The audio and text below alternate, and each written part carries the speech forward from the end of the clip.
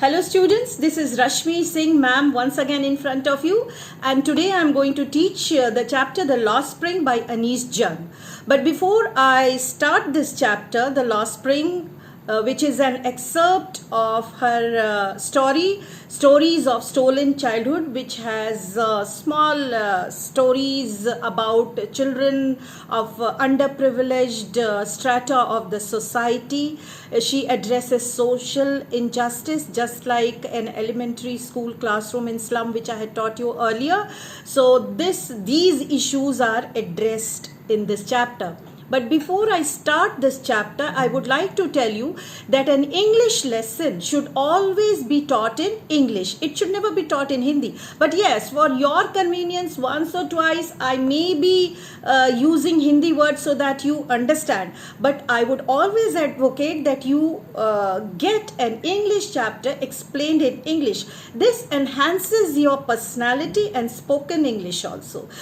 Don't forget that you have to write the answers in board exams in English. You don't have to present your answers in Hindi. So all the answers you cannot learn by heart. You cannot do rote learning. So when you're presenting your answers in your own words, you should have a command over this language because you are going to give exam of English. So here, Anees Jung, in this, two parts are there in this lesson, but I would be addressing one part at one time. So today I am going to teach you the first part, and that is sometimes I find a rupee in the garbage. What is it? Who finds a rupee in the garbage? So the protagonist of the story is a small boy whose name is Sahib, and his full name is Sahib-e-Alam. So his Sahib, and he along with all his friends early in the morning, like swarms of birds, come out to pick garbage, to collect garbage. They were garbage collectors or rag pickers. Rag, waste, R-A-G, rag pickers. They used to pick rags. So they were rag pickers or garbage filled. They were collecting garbage. Why? Because these piles of garbage were their means of survival. They could survive on the piles of this garbage only because they used to sell these garbage in the market and get some money. Their forefathers were also doing. Those who had come from Dhaka. When I will be reading the chapter to you, I'll tell you they had all come from Dhaka and they had settled in Simapuri at the outskirts of Delhi. And here they hardly had a good place of existence, and they were surviving over filth, as we had learnt in elementary school also. Slag heap, if you remember, that their slum was developed they were made on a heap of garbage and heap of filth and all such things. So here they're scrounging the garbage. Scrounging means very frantically searching, frantically with great speed, in hurry. They're looking hither and thither and they're scrounging. Why? Because at times they used to find a rupee or two, and for these children a rupee or two were like gold for them. Garbage was gold for them. Why? Because sometimes unexpectedly they would find a rupee or two, or sometimes if their destiny or their luck was very happy with them, then they used to find even a 10 rupee note. So let us begin the chapter.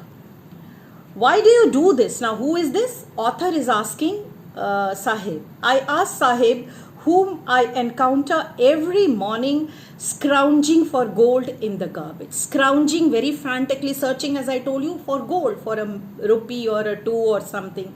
Garbage dumps of my neighborhood. Dumps, piles, heap, Dumps, dumps, it is written. Take out your book and keep on underlining. For Hindi, you have already Flamingo Hindi version also, English to Hindi version. You can always consult that. So in her neighborhood, in her nearby areas, जिसको आप हिंदी में भी कहते हो आपके पास में. But if I say nearby areas, you are understanding. So it's as simple as that. If we try to understand in English, we can't understand. Sahib left his home long ago, set amidst the green fields of Dhaka. So actually, originally, where Sahib belonged to? He belonged to Dhaka, and Dhaka was in West Bengal or Bangladesh, the current Bangladesh. Green fields of Dhaka. His home is not even a distant memory. He doesn't even remember his home at all. Distant means far off. Memory which you remember and which just you remember, and no more is reality. There were many storms that swept away their fields and homes. Please underline this line, children. What do you mean by there were many storms? Storms of different kinds. Storms of poverty, storms of theft, storms of civil disobedience, political unrest, when people are killing each other, when the government is not able to maintain peace and security. So different kinds of storms were there. Storms of poverty, storms of political unrest. All these are different kinds of storms. That is why they were forced to leave Dhaka and come as refugee to India. Let us, Dhaka, his home is not even a distant memory. There were many storms that swept away their fields and homes. His mother tells him. So who tells him all this? His mother. That's why they left looking for gold in the big city where he now lives. So they came here in the big cities looking for gold. So perhaps they will have some, money so that they can survive here, where he now lives. I have nothing else to do, he mutters. Mutters means when in Hindi you call badbadana, when under your tone, you don't want to, you are a little angry also, and you just mumble that I don't have anything to do. What else could have I done? Looking away. And he's just trying to, when he looks away and says that I don't have anything to do, he's a kind of evading. I taught you avoiding and evading. So here he's just evading the author, and he doesn't want to answer because he knows that he's poor and he has to look into the garbage, sell garbage for his existence, for his survival, to fill his stomach. Go to school, I said glibly. Now, very glibly, very smoothly, glib talker. Who is a glib talker? A person who talks very quickly, very smoothly, very nicely. She was a columnist, she was an author, so she says, go to school. As if it's so easy for them to go to school. Was it? It wasn't at all for them to go to school. I say glibly, realizing immediately how hollow the advice must sound. And then immediately she realized that her advice was hollow. Hollow means without any meaning. Why? Because these children were bereft. B-E-R-E-F-T. Without anything. Bereft means without anything.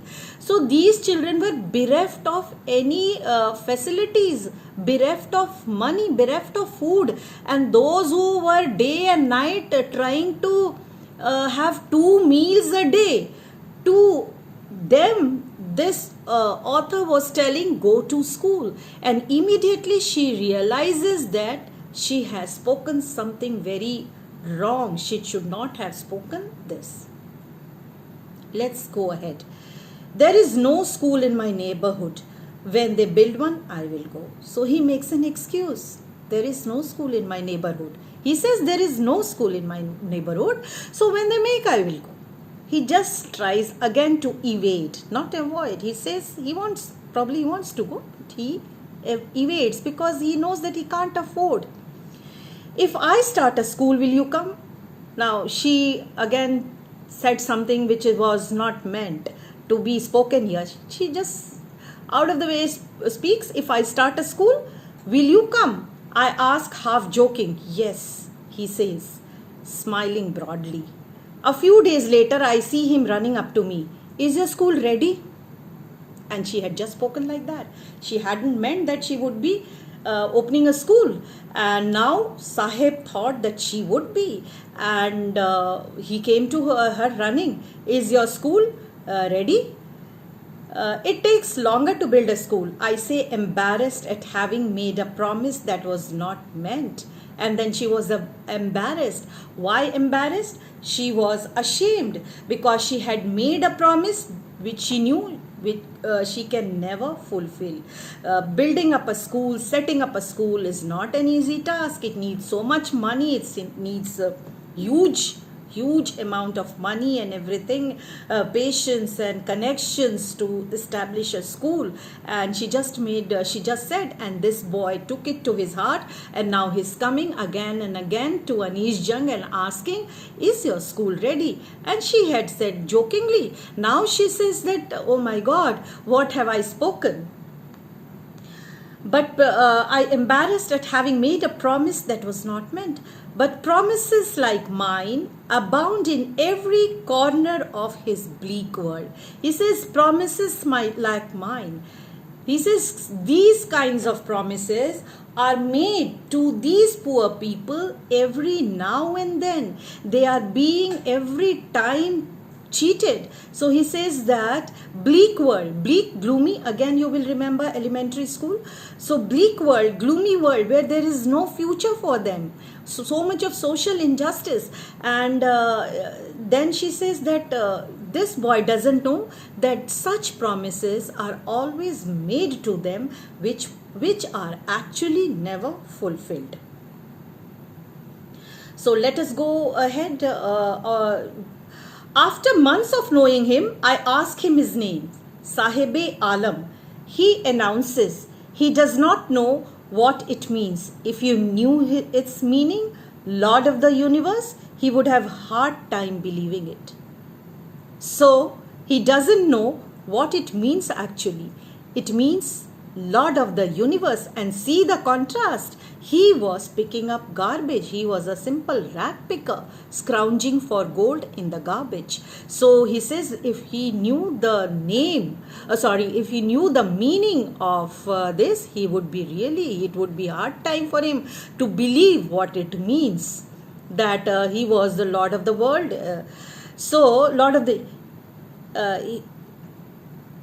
Let's go ahead. Unaware of what his name represents, he roams the streets with his friends, an army of barefoot boys who appear like morning birds and disappear at noon over the months. So, unaware of his name, what it means, he along with his, army of barefoot boys. So, they didn't even have slippers, they didn't even have shoes. So these were army of barefoot boys who would come out in the morning and who would pick up the garbage, and by afternoon they would be gone. They would sell, they would get money, and to buy food they would go.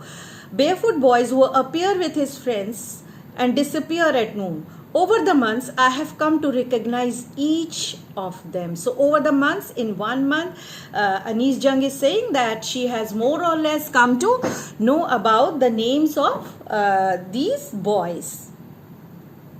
Why aren't you wearing chappals? I ask one. She asks one, why aren't you wearing chappals? So this one says that now she is again and again asking such things which should not be asked, but she understands that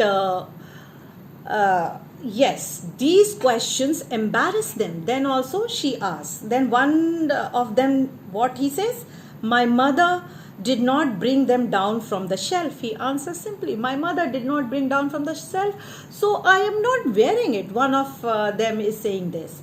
But the other says, what if his mother brings down also? He would not wear because he is not in a habit of wearing. See what other says. Even if she did, he will throw them off.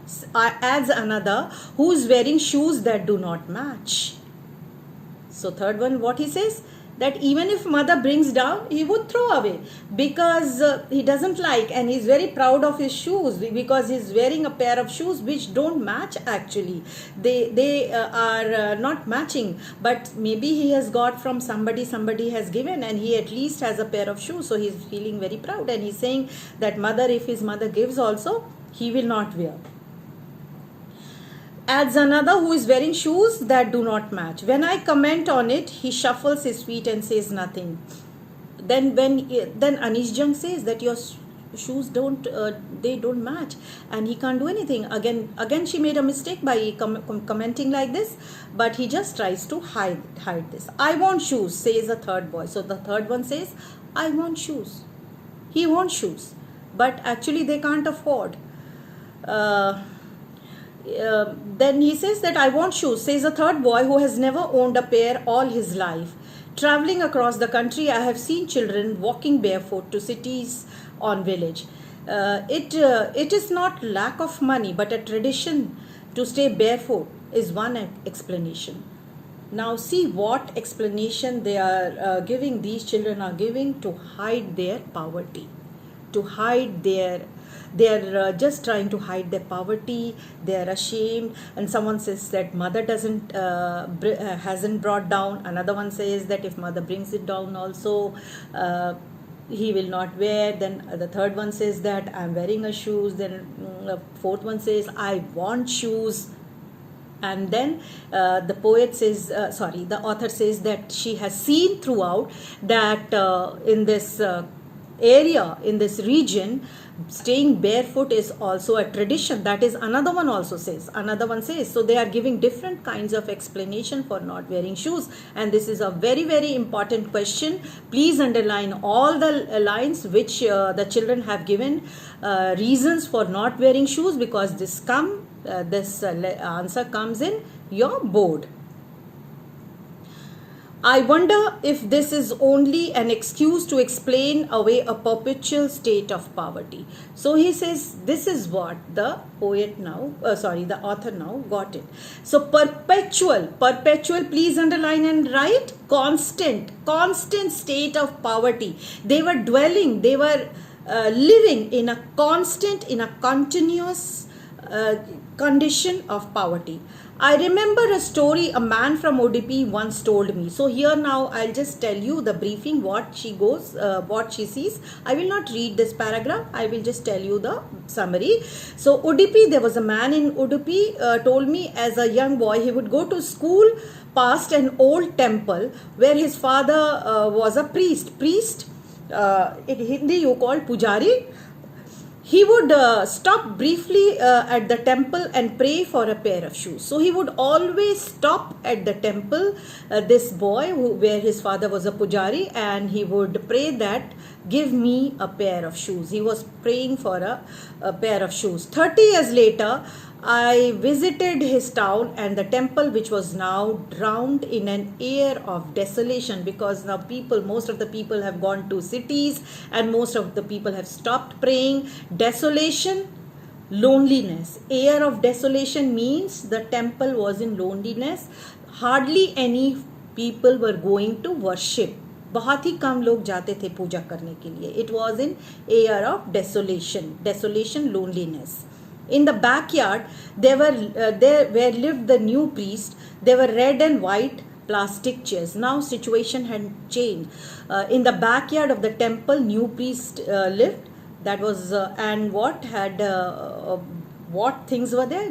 Red and white plastic chair. A young boy dressed in a grey uniform, wearing socks and shoes, arrived panting and drew his school bag on a folding bed. Panting, breathing heavily, because maybe he was running, so he is out of breath. So he was breathing heavily, and he was wearing grey school uniform, wearing socks and shoes, arrived panting, and his school bag, threw his school bag on a folding bed. You know, folding bed, what is it? Small bed which can be folded, and he sat on that.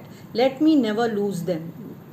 I remembered the prayer another boy had made to the goddess whom he had finally got a pair of shoes. So then this Anish Jung remembers what that boy had said so many years ago, that never let me lose the pair of shoes which I have got it. Now, why Anish Jung is bringing this imagery of pair of shoes most of the time? Because she's trying to bring out the deprived condition of these children of lower strata, underprivileged strata. I can't say lower strata, but underprivileged where they are not getting enough material to sustain their lives. They are bereft, again I'm using this word, they are bereft of their livelihood. उनके पास इतने पैसे नहीं है, उनके पास इतने साधन नहीं है कि वो अपनी जिंदगी चला ले. So this is what they are, Anish Jung is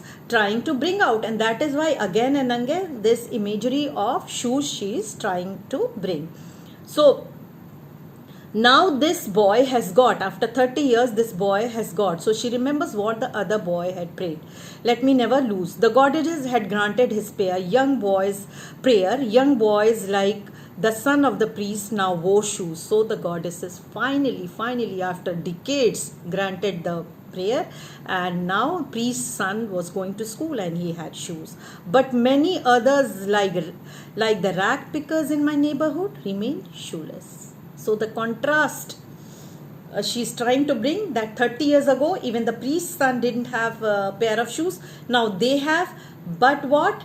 The rag pickers of her neighborhood, they were shoeless. I tried that I would be giving you just the summary, but somehow the teacher in me told, ma'am, please teach. My acquaintance with the barefoot rag pickers leads me to Simapuri. So acquaintance, she came to know about these ragpuri, so she goes to visit their home. And where was their home? In Simapuri, a place at the periphery of Delhi. Periphery underline outskirts, Kinara, outside the Delhi, at the border of Delhi, periphery of Delhi, yet miles away from it metaphorically. What does it mean? This question come as a long question answer also. It means that though it was situated in Delhi, almost near Delhi, it was miles and miles. It did not have any facility, beauty and luxury of Delhi life. It did not have anything which could be said that it was near Delhi. It was away from Delhi. It did not have the materialistic things because survival in Simapuri was difficult. They only had ration cards made. The politicians had got their ration cards made so that they can vote for them. And for them actually voting was okay with them because by the ration card they can get their grains, and grains for them was very essential than an identity card. They did not have an I card with them. Their ration card was only their I card with which they could vote, and for them I card, a proper I card from the government was not necessary, not required for them. And the places of existence were also filled with filth. Filth means dirt. It was a waste. They did not have proper sanitation, and other things were basic amenities of life was lacking. Amenities, the basic things which you should have, water, proper washroom, cleanliness, all these things were lagging. Only what they had ration cards, so they can go and vote for different leaders when during elections. So miles away. Those who live here are squatters who came from Bangladesh. Squatters, refugees. Back in 1971, Sahib's family is among them. So they came. So it was like they came in 1971, and so it is after decades, and Sahib's family is one amongst them.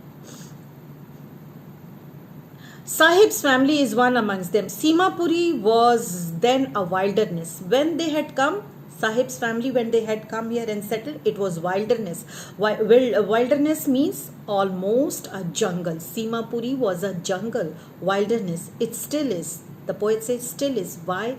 Because no proper sanitation, no proper ways of living, no drainage, mud houses breaking into each other. It still is, but it is no longer empty.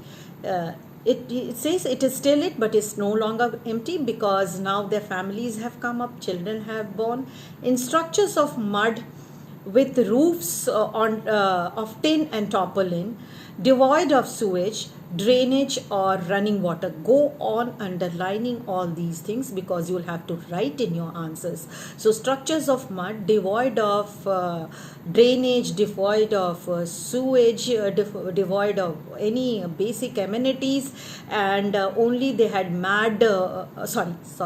only they had mud huts or mud homes. They were covered with tin and tarpaulin, and there were at least families of there lived 10,000 rag pickers. They have lived here for more than 30 years without identity, without permits, but with ration cards that get their names on voters' lists and enable them to buy grains. They did not have identity, they did not have permits, only had ration cards. As I told you, why? Because then they would vote, and these politicians only saw that they get the ration card so that they can vote for them and they get grains. So food is more important for survival than identity. Please underline, food is more important for survival than identity, because even this line can come as a question, because what they are going to do with identity when their stomach is happy, just like in elementary school, what they are going to do with Shakespeare and the beautiful maps and all these things when their stomach is happy, when they want 2 meals a day. If at the end of the day we can feed our families and go to bed without an aching stomach, we would rather live here than in the fields that gave us no grain. So they left their fields where? In Dhaka, Bangladesh, green fields, beautiful fields, because they say they would not get grains. It was not, they were not able to sow the fields, but at times there were political unrest and they could not even work there, so they had to leave. So those fields were not giving them grain. So it is better to they are saying to Anees Jung that it was better that they came here. At least they are not going to sleep with aching stomachs. Say a group of women in tattered saris, torn, very badly torn, tattered saris, when I asked them why they left their beautiful land of green fields and river. So when she asked why you left your land of beautiful green fields and rivers, then they say this, that it is better to come here because at least our children are not going to sleep with aching stomachs. Whenever they find food, they pitch their tents that become their transit home. Transit, please underline and write. Transit, makeshift, TRANSIT, makeshift homes. You must have seen here also the laborers, the workers. Right now in the pandemic, you must have seen so many laborers and so many workers. They just walked away from the places, from Mumbai, from Delhi, from so many places. They were just walking back to their own home and to their own land because they could not eat anything there, because due to this pandemic has really played a havoc on everybody's life. And it is almost, so what these laborers do, they move from place to place wherever they get food, wherever they get work. So Sahib's family is one amongst them only, who pitch in their tents wherever they get money. They pitch in their tents and start working. Wherever they find food, they pitch their tents that become their transit, as I told, homes. Children grow up in them, becoming partners in survival. So these children grow up with them and they become partners in survival. Partners in survival means they also start earning. Please underline this line, partners in survival. Partners in survival means these children also start earning because they had no proper means of existence, no food, no proper means of earning. So they used to move from one place to another, pitching in their tents and then earning money, just like laborers here they do. They come from Bihar, UP, so many places. They come to Delhi, they go to Mumbai, Chandigarh, they pitch in their tents, they work there, they have transit homes, makeshift homes. That is why I'm telling that in this pandemic you may get a long question, value based question, hearts higher order thinking on this also, what this pandemic did to these laborers. So you can get an article on this also. So you should be prepared with this kind of article, speeches and debates. Children also become their partners in survival. And survival in Simapuri means rag picking. So in what actually they were doing in Simapuri for their survival? Survival in Simapuri meant rag picking. They were picking up rags. Through the years, it has acquired the proportions of a fine art. Why? Because who would collect what kind of garbage? Are you collecting an garbage that would fetch more money? It had become a kind of art. Garbage to them is gold. Please underline another question which is very, very important. Garbage to them is gold. How and why? Because the more they collected good garbage, they would get more money, and sometimes they would find their money, pieces of any costly metals and all these things. It is their daily bread, a roof over their head. Please underline, this is the answer which follows. It is their daily bread, a roof over their heads. Even if it is a leaking roof, but for a child it is even more. So even if it is a leaking roof, it is for a child, it is even more. At least a roof is there above their head. At least they are secure. At least they can sleep at night. So children, I hope you must have understood and till here. So what was Simapuri actually known for? It was known for garbage picking, and garbage to them is gold. How? Because it was their daily bread, a roof over their heads, and yes, at times they could find something precious in it also. I sometimes find a rupee. See what? So the answer follows. Daily bread, roof over their head, underline this also.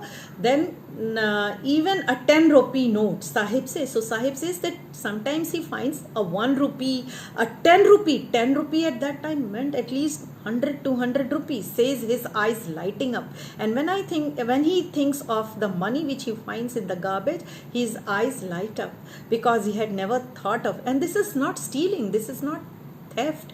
This is they are just see their social. This chapter is an epitome of depiction of social injustice, epitome height of social injustice.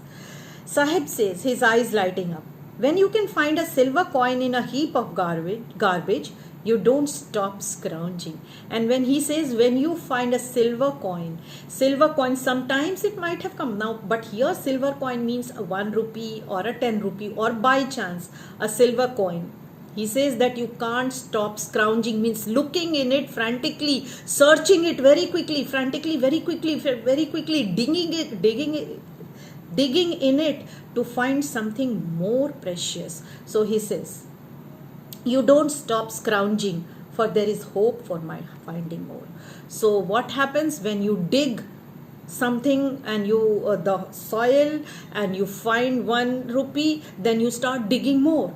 Maybe you will find another 10 rupee, maybe you will find a gold coin. So similarly, when they find something nice in the garbage, something 1 rupee, sometimes 1 rupee, 10 rupees, or sometimes even a silver coin, they go on scrounging again. They go on frantically, very quickly, searching, because they know that they can find more.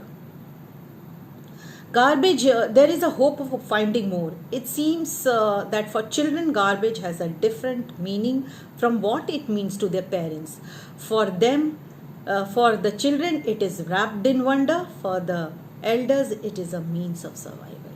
So for the children, it is wrapped. Wrapped means, present is generally wrapped in in colored papers. Present you wrap. So they wonder because they don't yet know which kind of future awaits for them. Though they don't know, but their parents know what kind of future they are going to face. Their parents, they know very well what kind of future they are going to face. They know that they don't have any future. They are going to inherit all the diseases which we have studied already in elementary school, that they are going to inherit the diseases, and this is what they are going to inherit, garbage picking, because they were partners in survival. But for them, it was garbage was wrapped in wonder because they could get anything there. But for parents, it was means of survival. It was different. They knew that they have to pick up because the garbage, because that you have to survive. One winter morning, I see Sahib standing by fence gate of the neighborhood club. So neighborhood club, tennis club, your sports club, watching two young men dressed in white playing tennis. I like the game. He hums, content to watch it standing behind the fence. I go inside when no one is around. He admits the gatekeeper lets me use the swing. So he says that he knew that tennis as a game he would never be able to either learn or be able to pay the fee to learn or play, and those clothes, those accessories he won't be able to have. So he says that sometimes I know the guard, he lets me in, and I go inside and I use the swing, and then he's content at that only. Sahib too is wearing tennis shoes that look strange over his discolored shirt and shorts. And he's also someone gave them to me, he says, in a manner of an explanation. So he says that somebody had given to him in a manner of explanation. He says that somebody had given to me, and I'm using this because somebody had given to me, and these are not mine. And he was feeling embarrassed. Embarrassed means shy. The fact that they are discarded shoes of some rich boy who perhaps refused to wear them because of a hole in one of them does not bother him. So these shoes were discarded by a rich boy who had discarded because there was a hole in it, does not bother him, because after all he desired to wear a pair of tennis shoes, and he finally had, and he was happy about him. For one who has walked barefoot, even shoes with a hole is a dream come true. Please underline, students. For one, as the reasons for barefoot, they had given manifold reasons they had given, but the reason was actually they did not have and they could not afford. So he is saying here, she's saying here, Anees Jung. So for the children who never could afford and who never wore shoes and who walked barefoot, for them wearing shoes even with hole was a dream come true. जैसे सपना सच होना. But the game he is watching so intently is out of his reach. But Anees Jung says, though he has got a pair of tennis shoes, but the game he is watching so intently, he can never ever play or learn. This morning, Sahib is on the way to the milk booth. The next paragraph. In his hand is a steel canister, big canister, big jug kind of a thing, vessel. I now work in a tea stall down the road, he says, pointing in the distance. So Sahib tells her that he has a steel canister with him, and he says that now I work in a tea stall down the road, he says. He says, pointing in the distance, I am paid 800 rupees and all my meals. So 800 rupees and all my meals. So previously he was scrounging for gold in the garbage. He was a rag picker. Now he has a stable income. He was getting 800 rupees and he was getting all meals. And the author asked him, does he like the job? Because now he was having a proper source of income. Now this actually takes us to child labor. also. So you can get an article on child labor also. So does he like the job? I ask. His face, I see, has lost the carefree look. So his face was no more so shiny, so bubbly, so chirpy, chirpy, chirpy like birds, all the time chirruping. He was no more carefree. And he says, now you must be very happy. Do you like the job? The steel canister seems heavier than his plastic bag he would carry so lightly over his shoulder. Carry so lightly. So the garbage bag was very, very heavy. Every day he had to work so hard to pick up all the garbage. And steel canister was not heavy. But still, somehow, see the difference. The bag was his. But the bag was his. That garbage bag was his own. He was his own master. He was the master. But now he was working under somebody else. Here is the difference. When you work under somebody, you are no more your own master. You are bound to somebody's decision, somebody's act. You are being commanded by somebody else and you lose your freedom. So this happened with Sahib. He had lost his freedom and hence he had lost his carefree look. The canister belongs to the man who owns the tea shop. Sahib is no longer his own master. I will repeat these 3 lines again. The bag was his. The canister belongs to the man who owns the tea shop. Sahib is no longer his own master.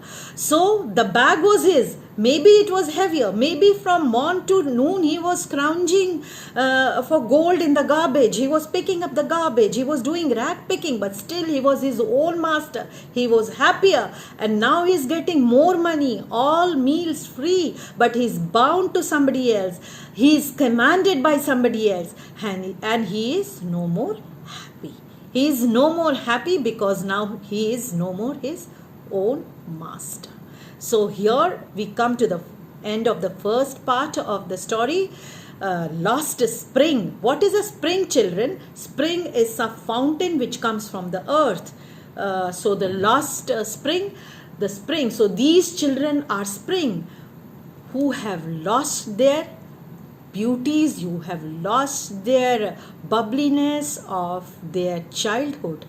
So the spring which is lost, who are these children? These children are the children of the society who are underprivileged and who are into the strata of social injustice towards whom we are oblivious. I have already taught this word oblivious to you. If you go through all my videos, you will get many new words, oblivious, of which we are not aware. We don't take any measures to help them. So here the writer addresses the inequality present in our society and the social injustice which we do to these small children, the child labor also present in our society, that is also must be addressed, and this should also be taken care of. Thank you, students. Hope you have understood, and still if you have any problems, please address to me on write to me all your queries on my mail ID rashmi.singh I repeat, rashmi.singh02110211 @gmail.com. Thank you. Keep watching and keep happy. Thanks.